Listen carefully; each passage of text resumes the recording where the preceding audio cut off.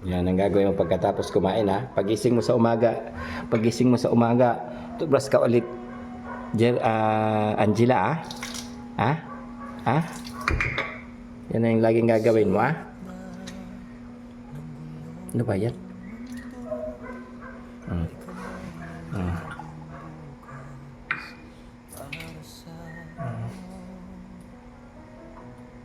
Sige pa.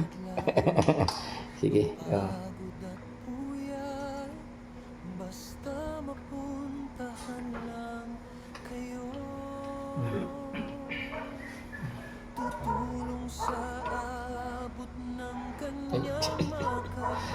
Sige. Yan. Galing naman ni Angela. No, Angela. Marunong na mag-toothbrush si Angela. No. Dahan-dahan lang, Angela. Dahan-dahan lang para hindi masugat yung ano mo, gums mo. Ito, magmumug ka dito.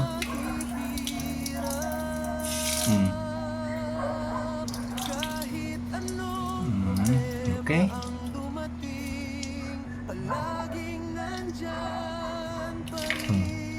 Yan, ito, Angela. Oh.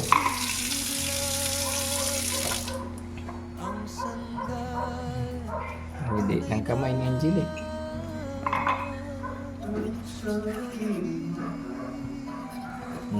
Sige. Huwag masyadong isisin. Kasi para hindi dumugo. Dahan-dahan lang ah. Sige, mumug ka pa. Yan. Very good. Very good si Angela. Now, tuwing umaga gawin mo yan ha. Lagay mo yung yan, toothbrush mo dyan sa baso.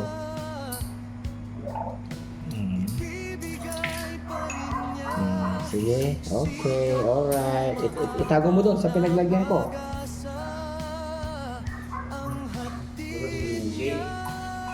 Yan, doon, sige. Biro niya naintindihan ng Pangasinan. Kinausap ko. Yan, itago mo dyan.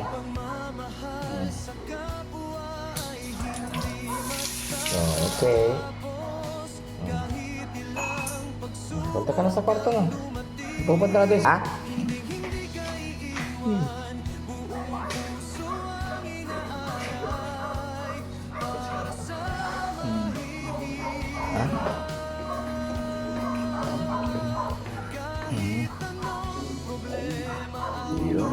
Alam niya na yung kwarto niya eh. Sige, ko. Silip-silipin ko. Oops. Ano mo yung ano mo, Angela? Yung paa mo. Straight mo, ganyan. Straight mo yung paa mo.